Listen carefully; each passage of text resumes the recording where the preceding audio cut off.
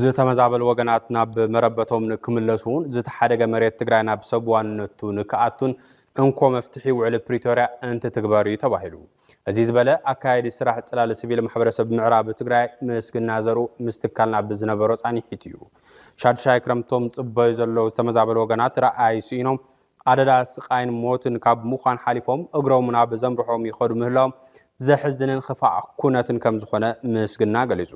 ጸጋም ተመዛበልትን ክፍትሐን እቶም ወገናት ናብ ሙቕ ቤት መረበቶም ንክምለሱን እንተተደልዩ ሰብአውነት ክቅድም ከም ዘሎ ምስግና ገሊጹ ዝርዝር ኣለና እንተ ህላወ ትግራይን ህዝቢ ትግራይን ክብሉ አካሎም ዝገደሉን መስዋዕት ዝኸፈሉን ጀጋኑ ደቅ ህዝቢ ዕላማ መስዋዕቶም ናብ ረብሓ ህዝቢ ትግራይ ምቕያሩን ዘይምቕያሩን ሓላፍነት ዝወስድ አበዝሃለው ይሃሉ እቲ መሪሕነት ምዃኑ ይግለጽ بمسواتي جاغان دق حزبي طرف حزبي تግራይ ሰላም ከምጽእ ዘይምኻሉ ሕቶ ህዝቢ ትግራይ ክምለስ ዘይምኻሉን ናብ ካልእ ዙር ዕንክልል ምስግጋሩን እቲ ዝሕዝን ናይ ድሕረ ፕሪቶሪያ ዛንታ እንትኾን እዚ ንመራሕ ትግራይን ህዝቢ ትግራይን ዝህቦ ትርጉም እንትፈላለ ንዕዘበለና ካብ እዚ ኩሉ መዓትን መከራን ዝተረፈ ህዝቢ ብስጋኣት ኩናት ሰማይ ደጊፉን ተሓድር ዝተመዛበሉ ወገናት ዝበልዕዎ ሲኖምን ሳን ቀረብ መድሓኒትን መዓልታዊ ሞትን ተተኣናጉድን መናእሰይ ትግራይ ድማ እግሩና በዝመርሑ ዓዱ ገዲፉን ትኸይድን ዝገጥሞ ዘሎ ሞትን ስቃይን ትድመር ትግራይ ሕዘላቶ ብርክን ምግላጽ ዘጸግም ኮይነሎ እዞም መከራን ጸጋማትን ትግራይ ንክቅረፉ ልሂቃን ዝተወደቡን ዘይተወደቡን ማሕበራትን ትካልና ቲቢኤስ ሓዊሱን ትግራይ ሰላማ ክትረክብ ኣብ ዝተፈላለዩ እዋናት ዝተፈላለዩ መዋጽኡ ሓሳባት እንተቀርብ መጽኡ እዩ እዞም ከምዚኦም ዝበሉ ጸጋማት መበገሲኦምን ትግራይ ዘላቶ ኩነታትን ናካይዲ ስራሕ ጽላል ሲቪል ማሕበረሰብ ምዕራብ ትግራይ መስግና ዘሩ ሓቲቱ ነይሩ እዚ ኸዓቲ ሕጂ ዝፍጠር ዘሎ እቲ ፍላይ ምስ ፌደራል ተታሒዙ ዘሎ ውጥረት ፍላይ ምስ ምዕጻው ነዳዲ ምስ ካልኦት ናይ ሸቐጣ መቐጥ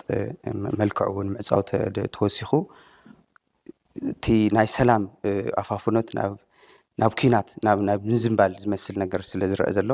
ንሱ ከዓ ነቲ መንእሰይ ብጣዕሚ ናብ ዘስግእ ኩነታት ይወስደሎ ማለት እዩ ስለዚ እቲ ትግራይን ኢትዮጵያን ኣብ ዘይምርጋዕ ምህላው እቲ መንእሰይ ብኡ ሰጊኡ ናብ ዝተፈላለየ ከባቢ ይኸደሎ ማለት እዩ ስለዚ እዚ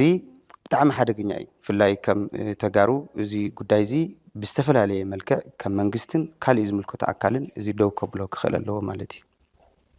ተመዛበልቲ ወገናት ዝመጾም ዝነበረ ሰብኣዊ ሓገዝ ምቕናስ ስዒቡ ካብቲ ብሚድያ ዝግለጽ ንላዕሊ ኣብ ዝኸፍአ ኩነታትን ብተደጋጋሚ ንሞት እናተቃልዑ ከም ዘለውን ምስግና ገሊጹ ለፍቲ ሚድያ ብዝረአ መልክዕ ዘይኮነስ ካብኡ ብዝበለጸ ማለት እዩ ካብኡ ብዝገነነ መልክዑ ህዝብና ኣብ ብጣዕሚ ተጸጊሙ እዩ ዘሎ ማለት እዩ ንኣብነት ታይ ሙሳድ ንኽእል ኢና ኣብ ቀረባ ግዜ ኣብ ሚድያ ብጣዕሚ ዝፍለጣ ዝነበራ ሰበይቲ ፍላይ ሕንጻጽ ኣደይ ምጽላል ሕዚ ዓሪፈን ኣለዋ ማለት እዩ ኣደይ ምጽላል እና ካልኦት ከምኡ እውን በቃ ካብ ሕድሕድ አይዲፒ እንዳሞተ እንዳተቀበረ ብዘለሉ ሰዓት እዩ ካብኡ ብዘለለ ድማ ትሕጂ ብህይወት ዘሎ ባዕሉ ኣብ ዝተፈላለዩ ኬንዳ ተደርቢ ዘሎ ማሕበረሰብና ባዕሉ ኣብ ብጣዕሚ ጭንቀት ከምኡ እውን እቲ ዝመጽእ ዝነበረ ናይ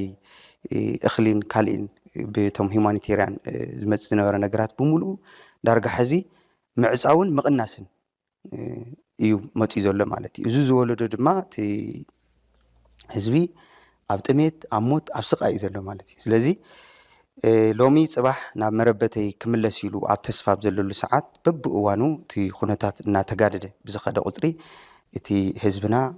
ብጣዕሚ ይሳቀ ይመውት ይብተን ኣብ ዘለሉ ሰዓት ኢና ብጣዕሚ ጸጋሚ እዩ ማለት እዩ ንምዝራው እውን ብዝኸፍእ መልክዕ እዩ ዘሎ እቲ ኩነታት ፈረምቲ ውዕል ፕሪቶሪያ ብልቢ ክረዳድኡ ብዘይምኻሎምን ኣደራደርቲ ኣካላት እውን ክትትል ብዘይምግባሮምን እቲ ውዕሊ ኣይተተግበረን ጥራሕ ዘይኾነስ እቲ ዝተመዛበለ ወገንን ዝተሓደገ መሬት ትግራይን ሰኣን ኣያ ረኣይሱ እዩ ከም ዘሎ ዝፍለጥ ኮይኑ ናብ ዝነበሮ ንክምለስ ግና እቶም ኣደራደርቲ ኣካላት ነቲ ውዕሊ ምልስ ኢሎም ክርእይዎ ከም ዝግባእ እቲ ኣካየድ ስራሕ ገሊጹ ምክንያቱ ውዕሊ ናይ መጀመርያ ነገር እቶም ተወዓልቲ ኣካላት ብልቢ ክረዳድኡ ክኽእሉ ኣለዎም ብልቢ እንድሕር ዘይተረዳዲእኻ እቲ ውዕሊ ክትገብረሉ ዝኽእል መንገዲ ይህሉን ካብኡ መዋዓልቲ ኣካላት እውን እቲ ውዕሊ ምስ ተፈራረመ ብድሕሪኡ ያው እንታይ ተገይሩ እንታይ ኣይተተግበረን ዝብል ምንም ዝኸድዎ ነገር የለን ስለዚ ሓደ እንታይ ክኸውን ዘለዎ እቲ ውዕሊ ብስርዓት ቶም ፍላይቶም ብደገ ማእኸሎት ዝበሃሉ ወይ ከዓ ቶም መደራደርቲ ዝበሃሉ ኣካላት ክምለሱ ክእሉ ኣለዎም ናብቲ ውዕሊ እንታይ እዩ ተፈፂሙ ብፌደራል ደረጃ እንታይ እዩ ተፈፂሙ ዘሎ ብትግራይ ደረጃ ዝብል ብደንቢ ኣሰስ ተገይሩ ዘይተፈጸመ ተግባራት ንኽፍጸም ድፊት ክገብሩ ክእሉ ኣለዎም እቶም መደራደርቲ ኣካላት ማለት እዩ ካብኡ ድማ እቶም ተደራደርቲ ኣካላት ፍላይ ናይ ፌደራል ስርዓት ተንክገብረን ዝግብኦ ፍላይ ኣብ ምምላስ ተመዛበልቲ ተታሒዙ ዘሎ ክግበር ዝግብኦ ጉዳይ ምስ ምንም ዓይነት ናይ ፖለቲካ ምትሓዝ ኩሉ ይብሉ ምክንያቱ ሕወሓት ከም ዝገበረ ገለ ግበረ ክበሃል ይብሉን ምክንያቱ ምምላስ ተመዛበልቲ ምስ ፖለቲካ ክትሓዝ ይብሉ እዚ ሰብኣውነት እዩ ስለዚ ብግድን ብዘይ ምንም ቅድመ ኩነት እቲ ናይ ምምላስ ተመዛበልቲ ጉዳይ ቅድሚት ክረአ ክኽእል ኣለዎ ካብ ፖለቲካ ነፃ ኮይኑ ማለት እዩ ስለዚ ዋላ ተውዝ ዘሎ እውን ማለት እዩ ተውዝ ዘሎ ሓይሉ እውን እታ ናይ መጀመርያ ኣጀንዳ ክትከውን ዝግባእ ያው ሰብ እዩ ሰብ እዩ ዝሃልቕ ዘሎ ሰብ እዩ ዝመውት ዘሎ ሰብ እዩ ዝብተን ዘሎ ስለዚ እዚ መሰረት ተገይሩ ቅድሚያ ተራእዩ እዚ ክትግበር ዘለዎ ማለት እዩ ስለዚ እቶም ኩሎም እዞም ሰለስቲኦም ኣካላት እዚኣቶም ተናቢቦም ናብቲ ውዕሊ ፕሪቶርያ ተመሊሶም እቲ ውዕሊ ፕሪቶርያ ብውፅፅ ክትግበረሉ ዝኽእል መንገዲ ክመቻቸ ክኽእል ኣለዎ ማለት እዩ ስለዚ ሕዚ ካብ ምዝራብ ሓሊፉ እቲ ወረቐት ኦልሬዲ ምንም ትርጉም ዘለዎ ኣይኮነን ኮይኑ ዘሎ ማለት እዩ ዳርጋ ካብ ዝፍረም ናብ 3 ዓመት ገይሩ ኣሎ እንታይ ተፈፂሙ እንተይልና ምንም ዝተገበረ ነገር የለን እንዲያም ሕዚ ብዝገደደ ከዓ ሕዚ እቲ ናብ ዕፅዋ ብዘምስል መልክዑ እዩ ዝመፅእ ዘሎ እዚ ስኽን ኢልካ ተረጋጊዕካ ነገራት ናብ መፍትሒ ብልዝብ ክመፀሉ ዝኽእል መንገዲ ክኸውን ዘለዎ ዝብል ሓሳብ ኣለኒ ውዕሊ ፕሪቶርያ ንክፍፀምን ተግባራውነቱ ንክረጋገፅን ፈለማ ህዝቢ ትግራይ ሓድነቱ ከስጥምን ፖለቲከኛታት እውን ሰብኣውነት ከቀድሙን ይግባእ ክብል ተዛሪቡ ሕጂ ከም ተመዛበልቲ ያው እቲ ውዕሊ ክትግበር ያው ተፅዕኖ ምፍጣር እዩ ክኸውን ዘለዎ ከም ህዝቢ ትግራይ ከዓ ያው ሓድነት ወስጢሙ እቲ ውዕሊ ክትግበረሉ ዝኽእል መንገዲ ከመቻቸ ክኽእል ኣሎ ብፍላይ ኣብ ዝሓለፈ ዝረኣናዮ ብፍላይ ምስ መረፃ ቦርድ ተታሒዙ ዝነበረ ኩነታት ያው ናብ ሓደ ዘምፅእ ኩነታት እዩ ተፈጢሩ ነይሩ ሽዑ ማለት እዩ ብሙሉእ ፖለቲካ ፓርቲ እቲ ዲያስፖራ ይኹን ወላተን ሲቪክ ማሕበራት ብሙሉአን ጉዳይ ምምላስ ግዝኣታዊ መሬት ትግራይ ይምልከተና እዩ ናብ ዝብል ኩነታት ኩሉ እቲ ህዝቢ ናብ ሓደ ብዘምፅእ መልክዕ እዩ እንትን ኮይኑ ስለዚ ሕዚ እውን ያው ሓድነትና ስጢምና ከም ተጋሩ ሓደ ኮይና ኣብ ምምላስ ብፍላይ ከዓ ኣብቲ ውዕሊ ፕሪቶርያ ክትግበር ተፅዕኖ ምፍጣር የድሊ ማለት እዩ ስለዚ ናብቲ ሓደ ክገብረና ዝኽእል ነገር ክንመፅእ ኣለና ኣፈላላይና ንጎኒ ገዲፍና ምስ ምምላስ ተመዛበልትን ከምኡውን ምስ ግዝኣታዊ ሓድነት ትግራይ ተታሒዙ እዚ ንኩሉ ትግራዋይ ከምኡውን ንኩሉ ፈታዊ ትግራይ ዝኾነ ኣካል ሓደ ክገብር ዝኽእል ኣጀንዳ እውን ስለ ዝኾነ ናብዚ ኣጀንዳ እዚ መፂኡ ሓደ ኮይና ነገራት ተፅዕኖ ጌርና ብፍላይ ናብ ፌደራል ክገብሮም ዝግባአን ከትጉሮም ዝኽእል ነገራት እውን ድፊት ክንገብር ክንክእል ኣለና ዝብል ሓሳብ ኣሎ ተመዛበልትና መረበቶም ክምለሱ እንተደኣ ኮይኖም ፈለማ ኣብ ምዕራብ ትግራይ ወሪሩ ዘሎ ሓይሊ መሊኡ ክወፅን እቲ ኣብኡ ዘመሓድር ዘሎ ዘይሕጋዊ ምምሕዳር ክፈረስን ከም ዝግባእ ምስግና ገሊጹ ህዝብና ክምለስ እንተኮይኑ መጀመርያ ክኸውን ዝግብኦ ኣብ ምዕራብ ትግራይ ዘይሕጋዊ ዕጡቕ ኣሎ ስለዚ እዚ ዘይሕጋዊ ዕጡቕ እዚ መጀመርያ ክፈርስ ክኽእል ኣለዎ ኢልና ኢና ንሓስብ ማለት እዩ ብምቕፃል ዘይሕጋዊ ምሕደር ኣሎ ትኢሉ ብሓይሊ ዝሓዞ መሬት ብሓይሊ ዘመሓድሮ ኣካል ኣሎ እዚ እውን ብስርዓት ክፈርስ ክኽእል ኣለዎ ማለት እዩ ሶ እቲ ህዝብና ክምለስ እንተኮይኑ እቲ መጀመርያ እውን ብሓይሊ ዘባረረና ሓይሊ እቲ ዕጡቕ ክፈርስ ኣለዎ ከምኡ እውን እቲ ባዕሉ ብኢዶ ወነኑ ዘመሓድሮ ዘሎ ኣካል እውን እቲ ኣብኡ ዘሎ ምሕደራ ክፈርስ ክኽእል ኣለዎ ብምቕፃል ድማ ዘይሕጋዊ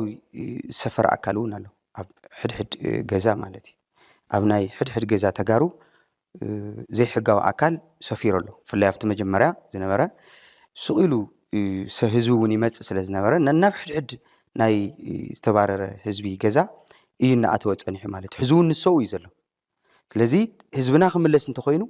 ተው ኣብቲ ገዛይ ኣብቲ ሕድሕድ ኣብ ዘሎ ትግራዋይ ገዝኡ ተታሒዝዎ ዘሎ ኣካል መጀመርያ ሱ ክወፅእ ክኽእል ኣለዎ ማለት እዩ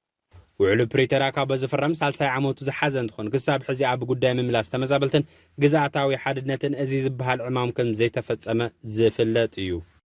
ዝሓለፈ ፅንታ ንክኣክልን ተሰኽቲቱ ዘሎ ደበና ኩናት ንክሃድን ሊቃን ትግራይ ዓዶም ከቀድሙ ይግባእ ክብል ኣካያዲ ስራሕ ጽላል ሲቪል ማሕበረሰብ ምዕራብ ትግራይ መስገና ዘሩ ገሊጹ በሰንኪ ሕቱኽቱኽ ውሽጣውን ግዳማውን ፖለቲካ ህዝቢ ትግራይ ሰማይ ደጊፉ ክሓድርን ኣብ ፍርሒ ተሸኺሉ ክነብርን ምኽንያት ይኸውን ከም ዘሎ ዘብርሀ ምስግና እዚ ንክግላህ ግና ኩሉ ትግራዋይ ኣብ ረብሓ ህዝቢ ትግራይ ክዓሰል ፖለቲከኛታት እውን ንሰላም ክሰርሑ ምስ ፀውዕ ሚድያታት እውን ሞያዊ ሓላፍነተን ክዋፃ ይግባእ ኢሉ ተወሳኺ ኣለና ሕዚ ከም ተጋሩ ኣጠቓላሊቲ ገጢሙና ዘሎ ፀገም ብጣዕሚ ከቢድ እዩ ስለዚ እዚ ፀገም እዚ ክፍታሕ እንተኮይኑ እቲ ዋና ጉዳይ ክኸውን ዝግብኦ ሓድነትና ክንጠናኸር ክንክእል ኣለና ኩሉ ትግራዋይ ኣብ ረብሓ ትግራይ መሰረት ገይሩ ክንቀሳቀስ ክኽእል ኣለዎ ስለዚ እዚ ክኸውን እንተኮይኑ ድማ መንግስቲ ማእኸሉ ረብሓ ትግራይ ክገብር ክኽእል ኣሎ ሚድያታት እውን ማእኸለን ረብሓ ትግራይ ክገብራ ክኽእል ኣለዎን እዚ እንድሕር ኮይኑ ከም ህዝቢ እውን ማእኸሉ ረብሓ ትግራይ ገይሩ ክንቀሳቀስ ክኽእል ኣለዎ ማለት እዩ ስለዚ እቲ ብፌደራል ደረጃ እውን ዝግበር ዘሎ ምንቅስቃስ ትክክል ኣይኮነን ብፍላይ ሕዚ ብበጀት ምዕፃው ነዳዲ ምዕፃው ካልኦት ጉዳያት ምዕፃው እውን ከም ህዝቢ ኣብ ህዝቢ ትግራይ ብታሪክ ደረጃ ዓብይ ጽልኢት እዩ ዝፈጥር ዘሎ ማለት እዩ ስለዚ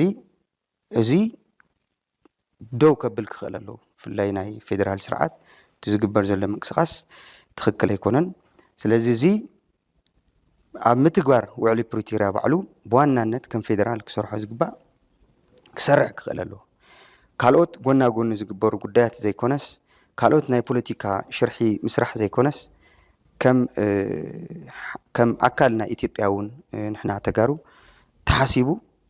ከም ካሊእ ማንም ክልል ዝፍፀም ዘሎ ስራሕቲ ኣብ ናይ ዳግመ ህንፀት ይኹን ኣብ ሕውየት ይኹን ኣብ ካልኦት ጉዳያት ዝስራሕ ዘሎ ስራሕቲ ኣብ ትግራይ እውን ብልክዑ ከምኡ ተሰሪሑ ከም ህዝቢ ክርኤና ክኽእል ኣለዎ ብፍላይ ድማ ኣብቲ ውዕሊ ፕሪቶሪያ ምፍፃም